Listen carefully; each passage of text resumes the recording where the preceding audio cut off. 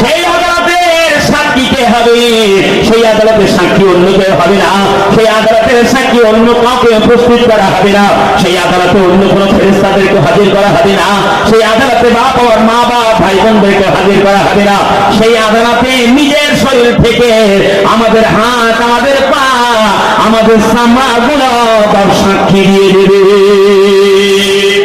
বিরাট কঠিন আদালত সেদিন। আমাদের হাত, আমাদের পা, সূরা হামিম সাদার মধ্যে চামড়া পর্যন্ত সাক্ষী দেবে। আল্লাহু আকবার। আমার আপনার হিসাব কিতাব সেদিন কিন্তু বাপ তুলে ধরবে। তারা কি কাজ করেছো, কি হয়েছে, সবগুলো তারা তুলে ধরবে। মহানবী আলামিন কোরআনে জানিয়ে দিলেন, এই একটা আয়াতই এবার যথেষ্ট আজকে শিক্ষা গ্রহণ করার জন্য।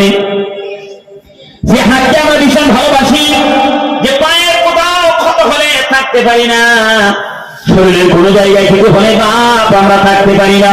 ও মুসলমান ভাইরা আমার, কিয়ামতের দিন এই হাত, এই পা সেদিন আল্লাহ ভাই আমাদের বিরুদ্ধে সাক্ষী দেবে। আল্লাহ বলে দিল, বান্দা শোনো, এই হাত, এই পা, এটা হলো আমার গোয়েন্দা। ভারতবর্ষে যেমন আইএসএফ আছে, বাপ আমার ভালো করে শুনুন, তেমন করে ইসরায়েলের এরকম গোয়েন্দা আছে, পৃথিবীর মধ্যে শ্রেষ্ঠ গোয়েন্দা।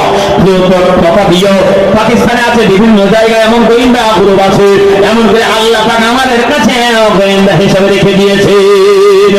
আমাদের হাত, আমাদের পা, এগুলো আল্লাহ ডিটেকটিভ, আল্লাহ পাঠানো গোয়েন্দা।